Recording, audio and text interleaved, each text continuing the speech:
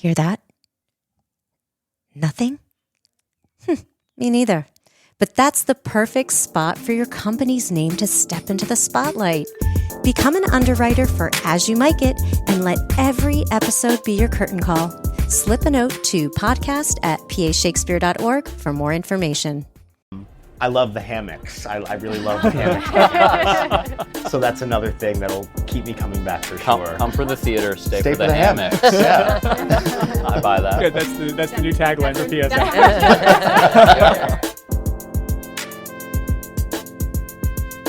Hello and welcome to As You Mic It, the official podcast of the Pennsylvania Shakespeare Festival. I am Jason King-Jones, Artistic Director here at Pennsylvania Shakespeare Festival. As always, I'm joined by our Director of Education and Community Engagement, Kim Carson. Hello. And our Associate Producer, Connie Behringer. Hello. Here at As You Mic It, we shine a light on the artists, ideas, and inspirations behind our summer theater series. And as you can tell, we're doing things a little bit differently today. We have an audience. We're recording this between our matinee of the producers and A Raisin in the Sun, and before we have evening performances and before I go into rehearsal with some of these folks. So we are really excited because this is a special live recording in celebration of PSF's Community Day. So I want to first especially thank our neighbors, friends, and our incredible volunteers who make this day and the festival possible. Thank you so much for being an essential part of the PSF family. Now, we created this podcast to bring you a little closer to the action, whether that's backstage, in the rehearsal hall, or right here in conversation with the artists and educators who help bring these stories to life. In today's episode, we will give you a peek behind the curtain in real time, and we couldn't ask for a better audience to share it with. Thank you all for being here. I also want to just acknowledge that we've got some special, some friends here. We've got a local Greek Street who's serving some food. We got a food truck here, and our friends at Sage Alley Brewery is also pouring. So we really also want to thank our community partners. They're just a sampling of the great support we've had here at Community Day. All right, so let's get right into Act 1. To kick things off, we are putting the spotlight on one of our incredible new education programs designed to provide educators with fantastic professional learning opportunity, the Summer Educator Intensive. Yay. So here to lead the conversation is our Director of Community Engagement and Education, Kim Carson. Thank you, Jason. Yeah. This past week, for the first time ever, we welcomed some regional educators to PSF for a week of immersive learning, creative collaboration, and artistic rejuvenation. And this program is designed to give teachers fresh tools, fresh energy, and deeper connection to the work that we're doing. So today, we are joined by two of those very special educators. We've got Sechelle and we've got Morgan. Yes. So can you start us off, Sechelle and Morgan, just real briefly, tell us, like, what do you teach? What do you do? Well, my name's Sechelle. I'm a high school English and special education teacher in New Jersey, and I'm an adjunct professor of English at Essex County College. Thank you for being here. Morgan, how about you? Hi, I'm Morgan. I teach middle school ELA. Middle school. Amazing.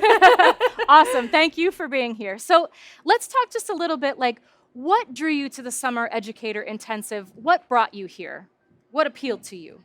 So I've been on the email list for several years, and I saw that there was this program in one of the emails, and right off the bat, I was immediately interested and reached out because it's everything I could ever want all wrapped up in one, between the Shakespeare, the nature of the small cohort, the theater, the fact that it's for teachers. It felt like it was meant to be. How about you, Morgan? I was emailed hey, we're doing this cool new program thing. You direct our drama club at our school, and I think it'll be a really cool opportunity for you. So I reached out, joined. I'm very involved at my school with the drama program. I'm in theater myself, and I started teaching Shakespeare the past few years, and I just fell in love with it and thought it was a great opportunity. Thank you for being here. So talk to me a little bit about What has this week been like for you? In particular, if you could highlight a moment or two that's been surprising to you or transformative to you, can you share a little bit about what you've been through this past week? Yeah, absolutely.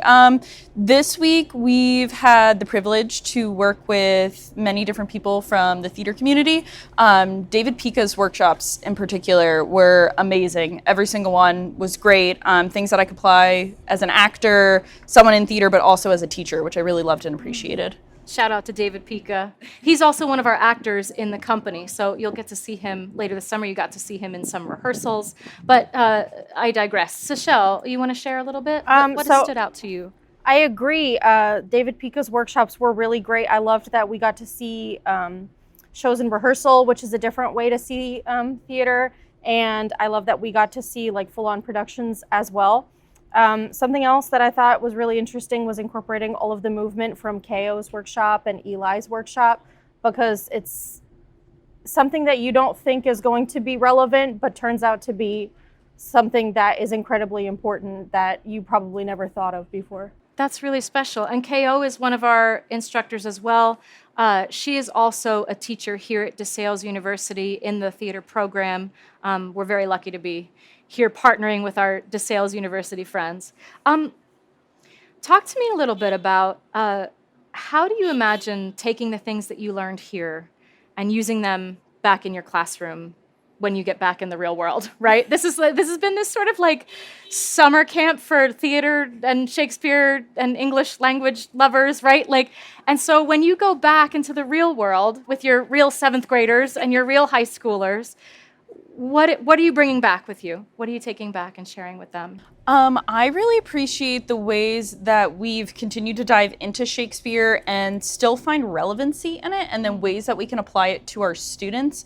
There was one exercise we did with Mary where we were given a scene and we had to act it out knowing how the scene went, but pretending like we were talking about it with our best friend, and then sharing that information to someone who maybe was not familiar with the scene. And I know that's something that my middle schoolers would eat up. So finding ways to bring those things, and it can be review of something I've already taught. It could be an introduction. It could be a warm-up. So it's really applicable in many different ways. Mm-hmm. How about you, Seychelle?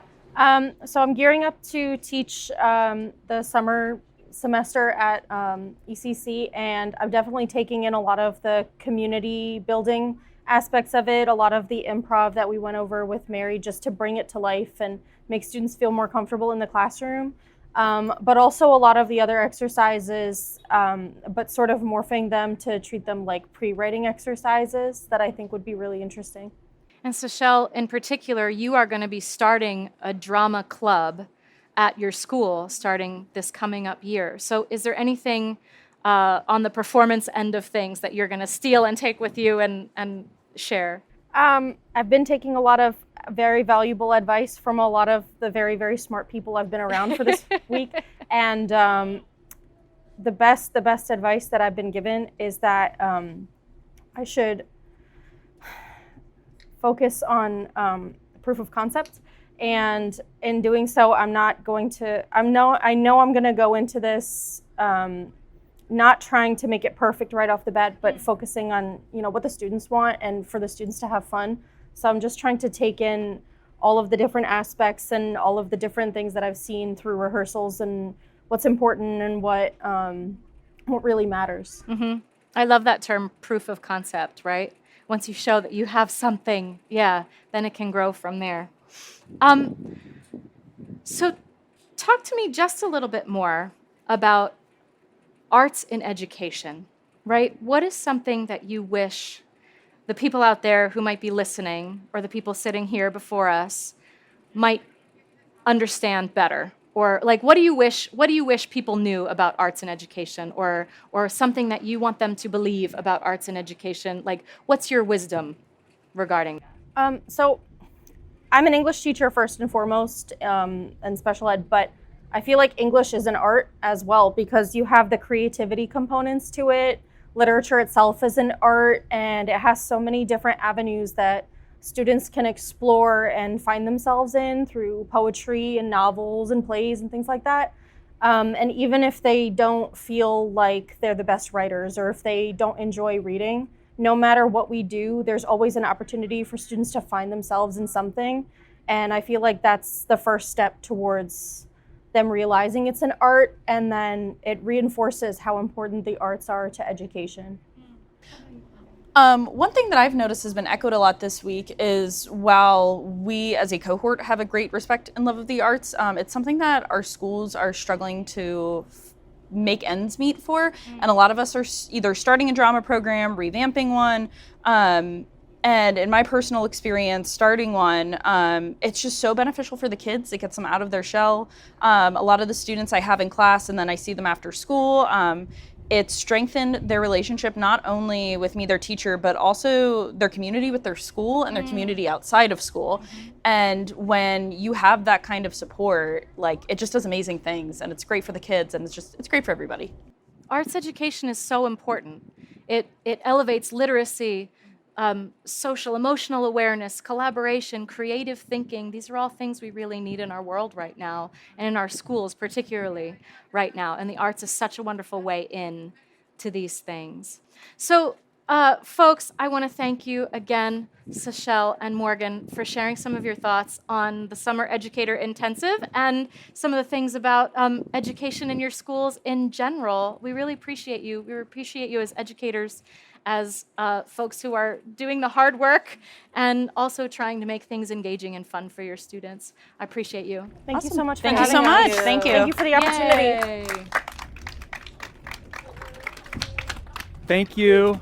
Thank you, Kim. And again, thank you, Kim, and thank you, Sashel and Morgan, for sharing your expertise and your experience. And thanks for being a part of our Summer Educator Intensive. And Kim, thanks for putting that together. This is Kim's first year here at PSF, and one of the things that we talked about when we got started with you, Kim, was about wanting to build some new programs. And this is one of many new education programs. Before we switch over, I wonder if you can kind of give us a preview of some of the other education programs that might be coming up in the next year. I'd be happy to.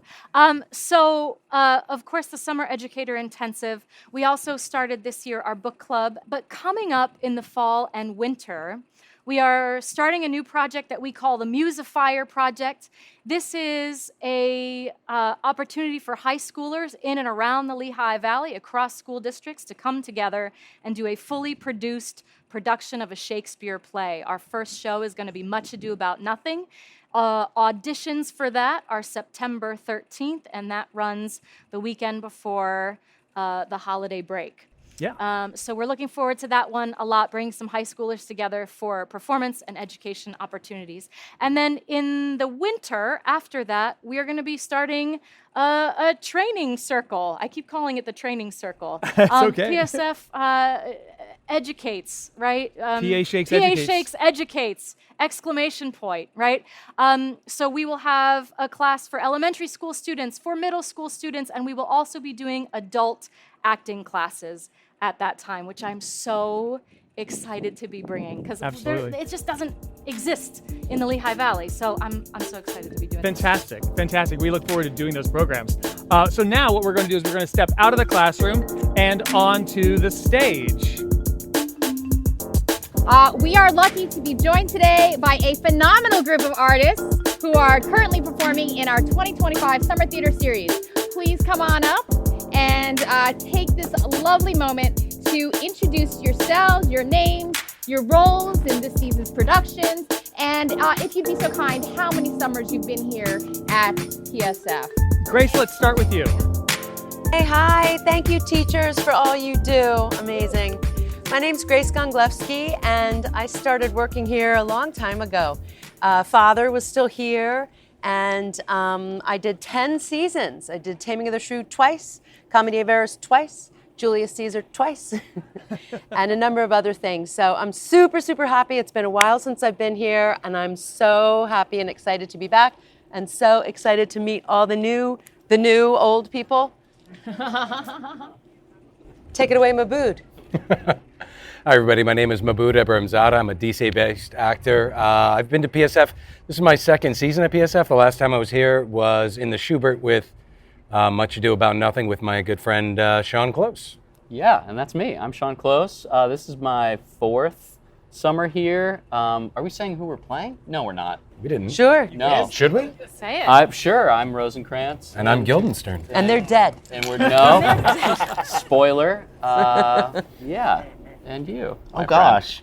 Okay, hi everyone. My name is Isaiah Stanley. I'm playing Joseph Asagai in A Raisin in the Sun.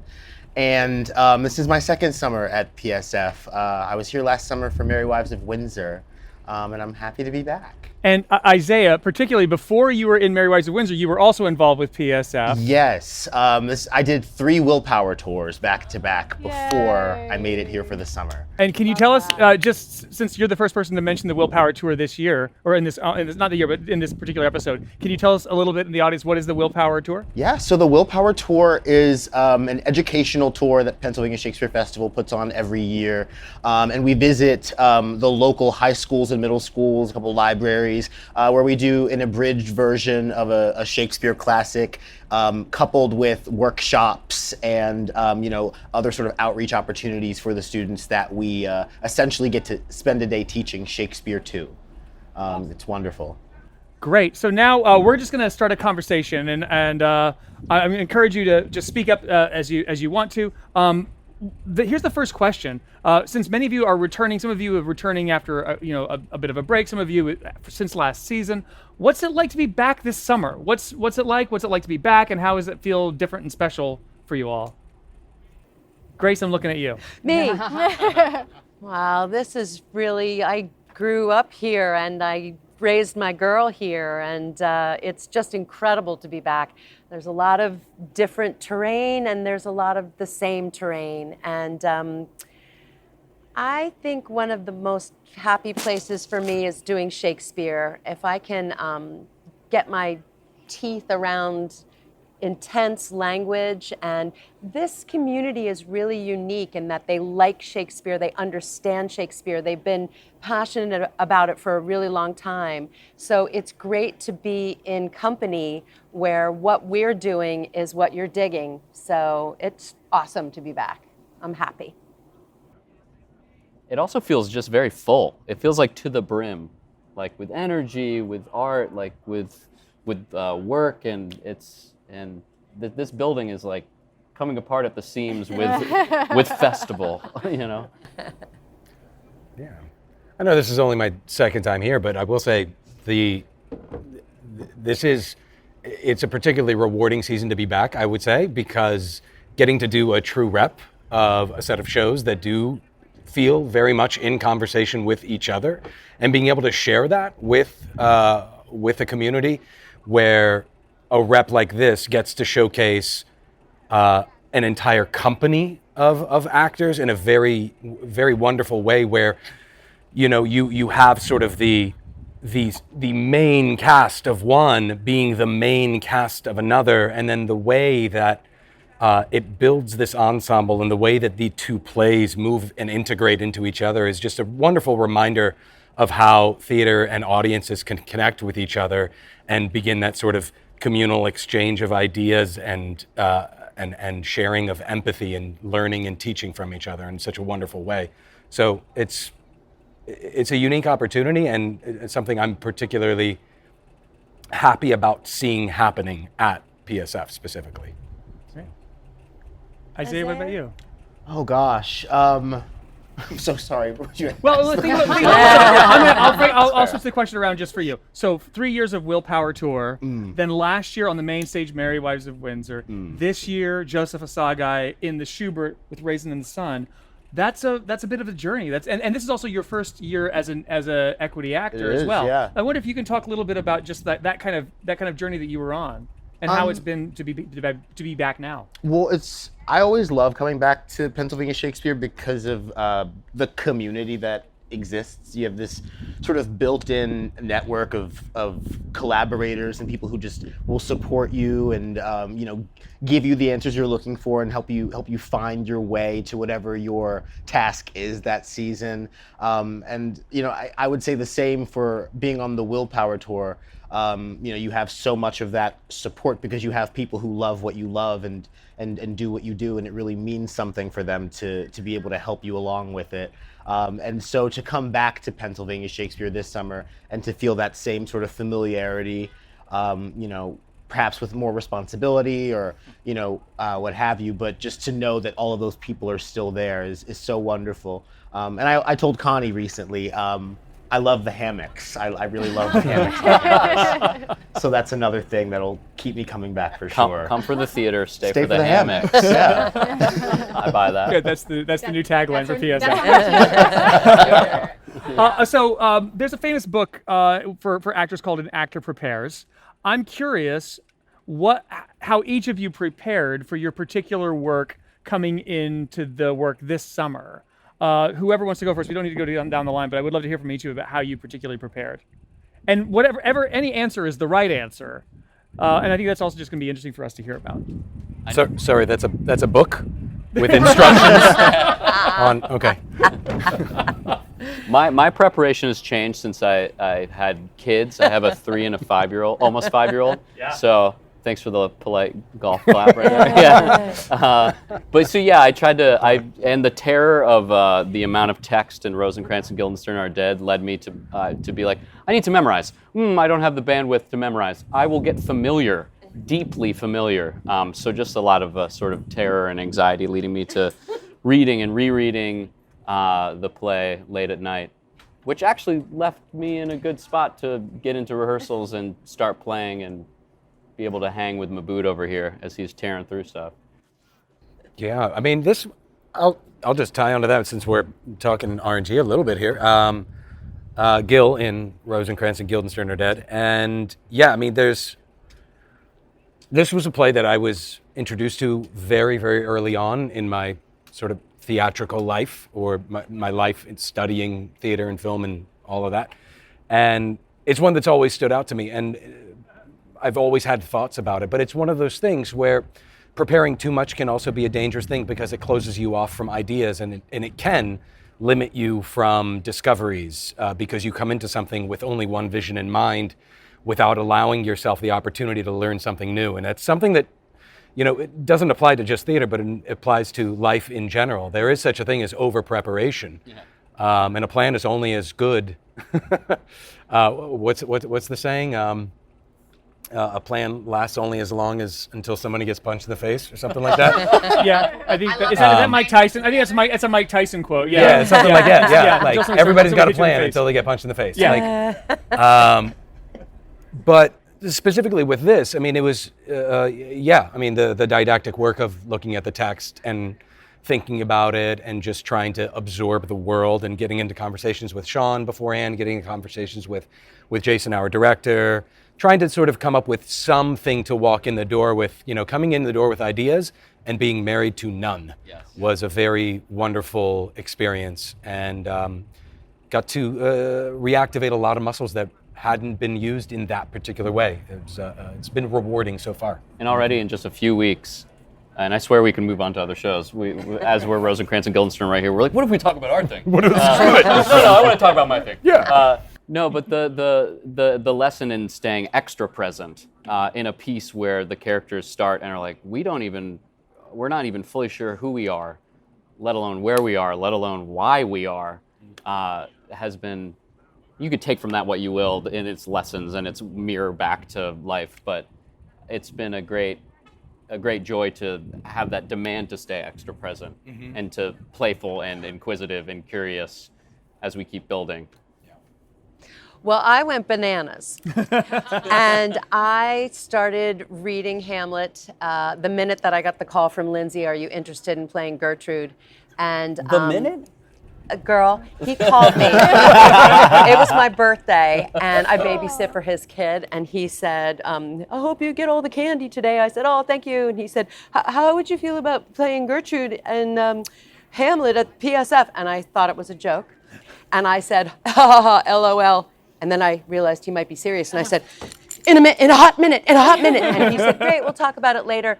And I put down the phone and I started to cry. And I cried. I just let myself cry. And I cried for 7 minutes because it's been a long time since I've been here. And it's been a long time since I've done Shakespeare. And I've worked my whole life to be able to do Shakespeare. And then all of a sudden, I wasn't doing Shakespeare.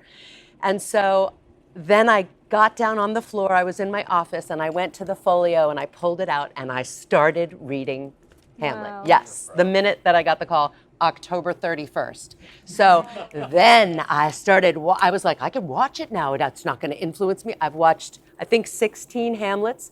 Go ahead, name one. I'll tell you I watched it. Olivier, yes. Branagh, yes. Gibson, yes. Weird Thing in the 60s with the Russian guy, yes. I've watched them all. David Tennant, Andrew Scott was my favorite. I've watched them all. Christopher Plummer, Cumberbatch. Anyway, they're all so interesting. And then I saw, my sister's a member at the Folger Shakespeare Theater, which has a replica of the Globe in it, and they put on Shakespeare down there.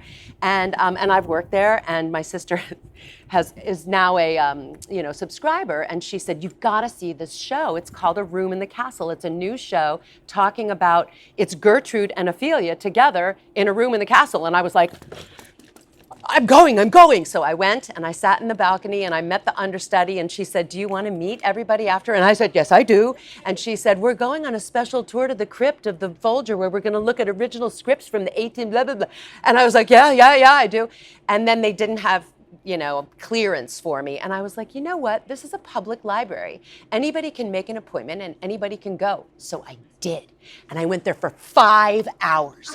And they pulled up things from the vault. I had actual swatches of cloth from Lady Gertrude in the 1800s with Henry Irving's script prompt book with his writings in the margin. I saw, if you want to talk to me about it, I can tell you everything I saw because I could go on for forever. I was there for 5 hours. They had to kick me out. I read the bad quarto. I read the good quarto. It was, yeah. So you can never prepare too much. Oh, Grace, So honestly, before you ask that question, we haven't talked to Isaiah yet, and I want to hear from Isaiah about how Isaiah prepared for Joseph Assagai. Preparing for Joseph Assagai, when Akeem texted me about the show, I was like, okay, this is different. I'm going maybe to the Shakespeare Festival to not do Shakespeare. And so I started to naturally just approach it a little bit differently. But the first thing I did was I just started watching a lot of Nigerian newscasts just to sort of lock down a little bit of the dialect. And then it wasn't really until we got into rehearsal that I started reading the script super heavily because I knew Akeem would have so many sort of genius ideas for us to play with, and he did. And then getting even further into the rehearsal process was when I was able to really find the character. But I didn't want to, like you said, I didn't want to over-prepare. So I just watched some Nigerian news stations and some Nigerian TikTokers, and I just started putting that into my own hearing and tried to find my own voice with it. But I was really glad to be able to wait until I was with our director, Akeem, before we started really swinging big. He's been so much value has been brought to our rehearsal process just having him there. So he was a huge part of our preparation that way. That's awesome. Yeah.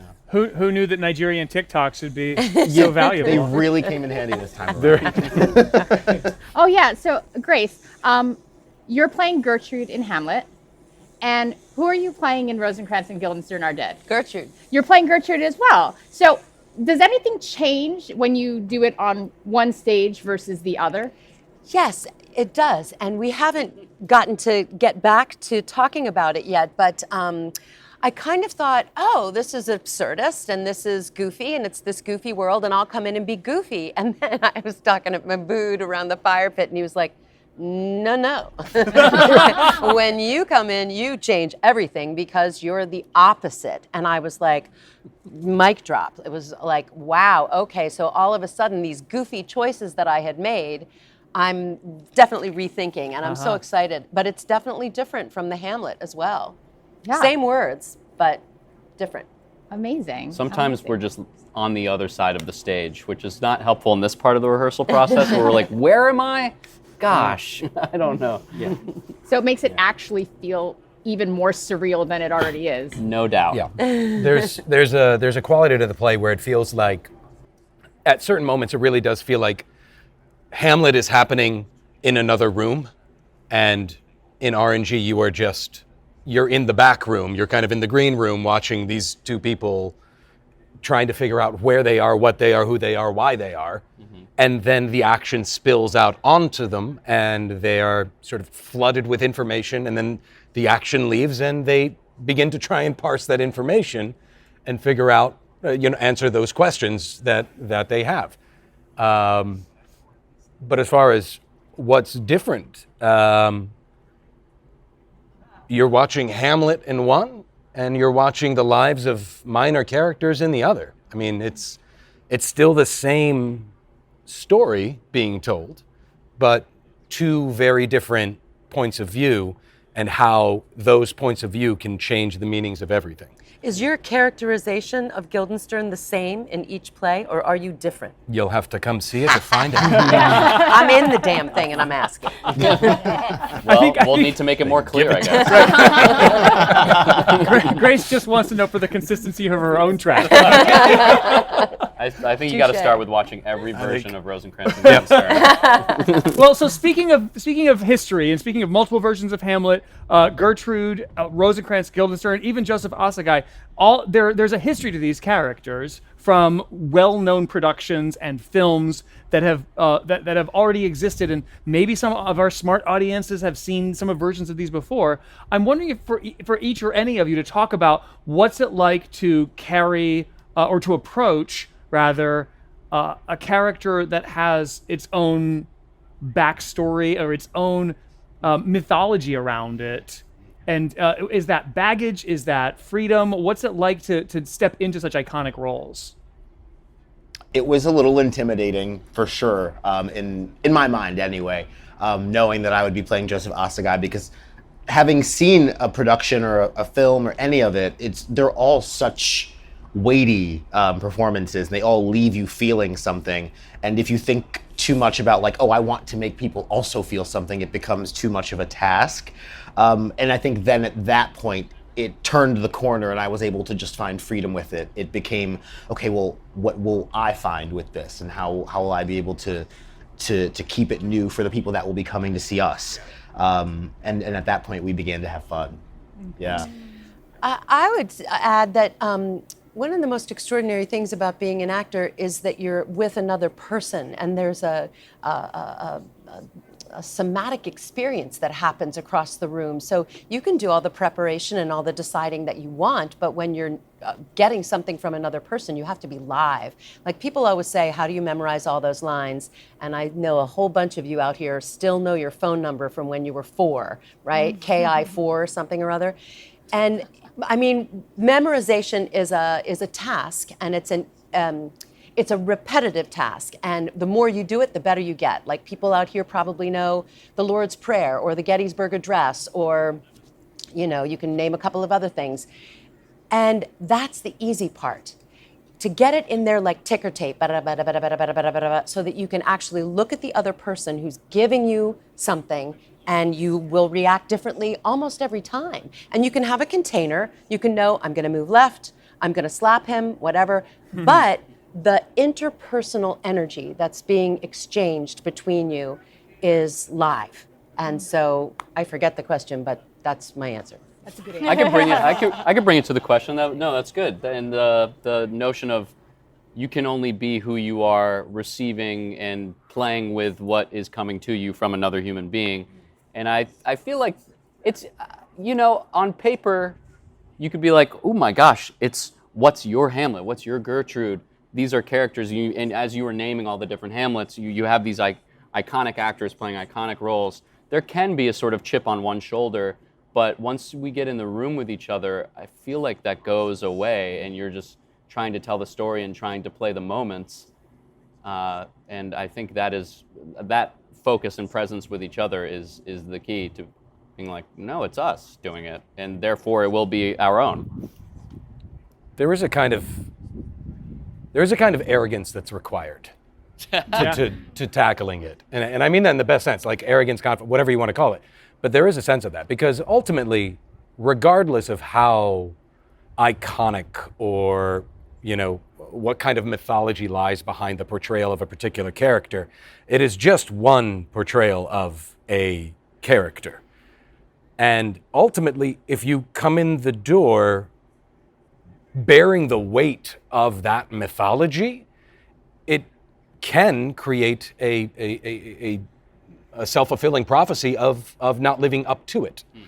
And at some point, one has to put all of it down and put it away and embrace the fact that maybe theirs is about to be the next iconic version of it. Not to have the arrogance to think that it will be the be-all, end-all, but to treat it with the kind of respect and commitment that puts the question completely aside and affords you the freedom to make the mistakes and that lead to bolder choices and bolder discoveries that may perhaps give you a glimpse of something that might feel or seem to someone watching it as divine. And it's not about creating that to begin with. It's about the truth and the honesty of the approach, and that requires truth and honesty with oneself and one's reasons for doing whatever it is they are doing. So, like many things in life, it's a double-edged sword. I do think it requires a level of arrogance that's okay, a level of confidence that says, yeah, no, I am cut out to do this. I can do this. I would throw in a matriarchal point of view and say not so much arrogance as groundedness. And as you say, it's not about creating, it's about allowing. And so if you're in conversation with Olivier and Gibson and whomever, they can be the pillars underneath you, but it is eventually yours. And I like that you brought in divine, because I do think there is an element of vessel. I am a vessel and you speak through me, and you take this incredible text and you have incredible artists and a director who can help you keep the channel open. I love that. And just to round that out, I remember my conversation with you, Maboud, when you were like, how should I prepare for this role? And I said, be yourself and read the play a lot. Yeah. And that was it, because I think part of it also is like casting the right people in the right roles, knowing what your impulses and ideas are going to bring to each of those roles. It would have been a total miscast if I put Sean in Guildenstern and Maboud in Rosencrantz. Yeah. I could do it, but well, because any actor is going to say I could do it. Yeah, of course. because of our arrogance or groundedness. Your grounded Arrogance. But I would say that the four people that are up here right now are just so beautifully outliving incredible versions of these roles and bringing them to such vivid life. And I know we have still much more work to do in the rehearsal room on the rep. Seeing Isaiah, seeing the work that you're doing in Raising the Sun is really beautiful and compelling. The show runs for a couple more weeks. I hope everybody who is listening gets a chance to see it, and make sure that you have your tickets for the rep as well. And so I want to thank Grace and Maboud and Sean and Isaiah for joining us in today's episode. Thank you. Thank you. Thanks for having us. Thank you. Thank you so much. Okay, so now we're going to switch over to a third act that we call A Peek Behind the Curtain. A peek behind the curtain. I'm going to change that in post, so if everybody just laughs a lot right now. Thank you. All right, so now for A Peek Behind the Curtain, we're actually going to do some trivia. So these are some trivia questions that we want to ask you all in the audience and see if you can answer these questions. And we'll give you the answers, all right? So the first question is, how many people are working at Pennsylvania Shakespeare Festival this summer? Just shout out a number and we'll tell you, we'll try to find the closest number. How many people do you think are working at Pennsylvania Shakespeare Festival this summer? 55. I heard 55. I heard 500 by somebody just walking out and being smart. 100? 322? 75? 137? 87? The correct answer of people working at Pennsylvania Shakespeare Festival, not including volunteers, is 205. Then if you add the 200 plus volunteers, we have over 400 people putting effort into making Pennsylvania Shakespeare Festival happen just this summer. And that includes our folks in the orchestra, that includes our volunteers, that includes everybody. All right, so as you know, we have 9 shows that are happening this summer. We've already had Penelope has come and gone, and we have some shows like Timon of Athens that haven't even started yet. So 9 total productions. So this question is how many actual performances? This includes shows. This includes the tour as well. It includes the Play on Community tour and the S4K Library tour. How many performances do you think PSF is doing this summer? 125. 126. We're at Price is Right. Yeah, we're doing Price is Right at the moment. Okay. 623. 623. Somebody's being a little ambitious here. So the correct number is 140 performances. So 125, 126 is very, very close. So it's 140 actual performances here at Pennsylvania Shakespeare Festival this summer. Okay, here's another question. As many of you know, we bring in artists from all over the U.S., New York, Philadelphia. We have people on crew that drove here from the Deep South or from across country. So that means that we've got to house them. And we set up a lot of housing at the beginning of the season, and we have to turn all that back over and give them back to make dormitory spaces for DeSales University at the end of the season. So by the end of the season, how many beds will we have? So how many company members will be living on campus? You could do the math backwards.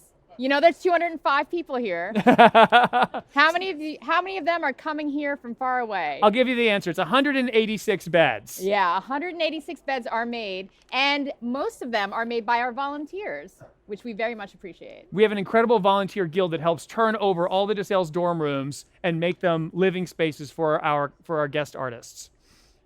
All right, so this is a number. Shout out if you've seen the producers or you're working on the producers right now. All right. So, how many light bulbs? How many light bulbs are being used in our production of the producers and the scenery for the producers? 624. 624, 95, 700, 1,160.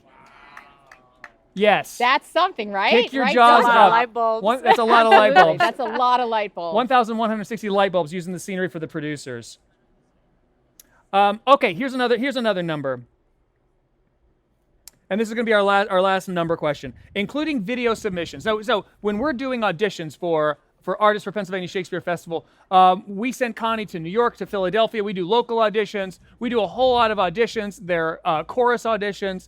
And we also have video submissions. People will just send us videos saying, consider me. I can't make your auditions, but consider me. So including all those video auditions, how many people auditioned for the 2025 festival season? Anybody got a number? 500 people. 800. 350, what? 3,000. 975.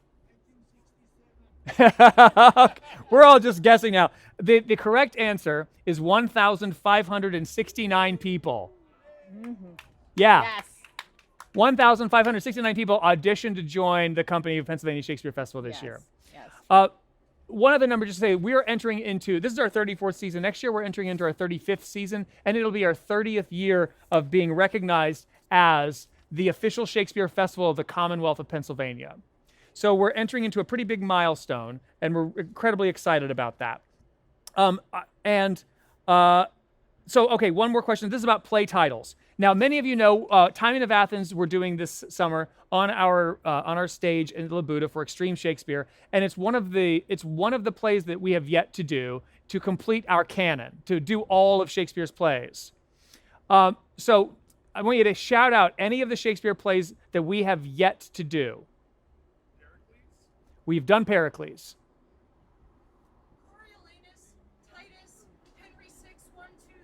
So, we have a ringer in the for the audience. winner, the winner is the plays that we have yet to do are Coriolanus, Titus Andronicus, and the 3 Henry VIs. Now, Anna also attended our book club, so Anna should know this information because we covered this in our book club. And if you want to count Love's Labor's 1, which I think Connie did because she put it on the list, it is a lost play. It's a parenthetical on the list. I'd like to clarify here. Okay, so that concludes our peek behind the curtain. A peek behind the curtain. All right, folks, I really want to thank you all for being here. I want to thank our guests. I want to thank everybody in the audience. I want to thank everybody who made Community Day so exciting and so fun. Special thanks to David Greenberg for helping us with all the technical details, and to Maddie and MJ for helping to dress the cable and make everything look great and sound great. And really making this possible, David. We could not do this without you. Now, if you like what you've heard, don't forget you can catch full episodes of As You Mic It all summer long, wherever you get your podcasts. And tickets to the festival are available online, pashakespeare.org, or you can call the box office, 610-282-9455. That's 610-282-WILL. Or those of you who are sitting here right now, the box office is still open. Thank you again for listening, and we'll see you at Labuda. Thank you for listening to As You Mic It, a Pennsylvania Shakespeare Festival presentation recorded on the beautiful campus of DeSales University.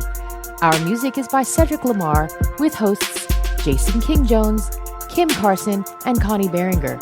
For more information on our summer theater series, giving opportunities, tickets, and more, visit pashakespeare.org. Be sure to like, subscribe, and we'll see you at Labuda.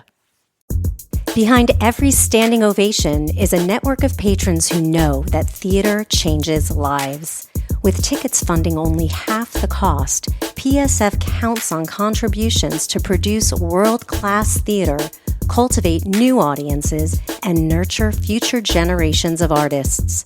Give today at pashakespeare.org/support. Great theater is a collaboration both on stage and off.